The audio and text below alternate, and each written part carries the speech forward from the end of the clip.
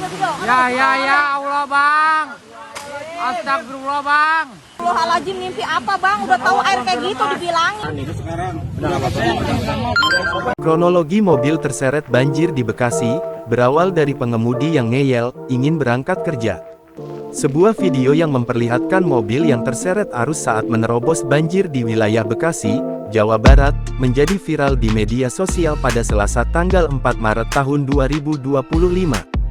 Dalam video yang diunggah akun Instagram @kertarahayusociety, terlihat mobil putih berjenis SUV yang dikendarai seorang pria itu memaksa melintasi arus banjir.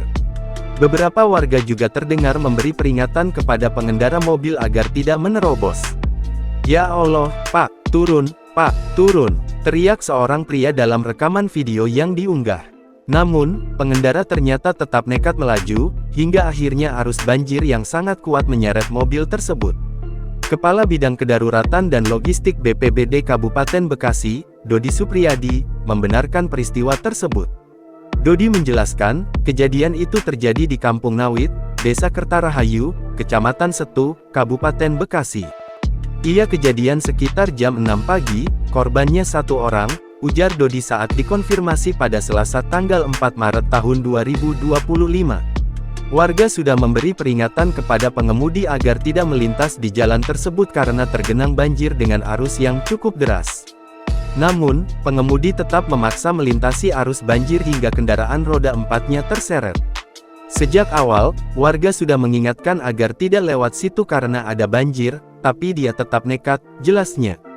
Dalam peristiwa ini, korban yang berjumlah satu orang yaitu pengendara mobil, berhasil selamat setelah terseret sekitar 20 meter. Penyelamatan korban di dalam mobil yang terseret arus dilakukan oleh warga setempat menggunakan bambu panjang. Sementara itu, kondisi mobil tersebut tersangkut di dasar aliran sungai. Kurang lebih terseret 20 meter, tapi alhamdulillah enggak ada korban, penumpang selamat, katanya.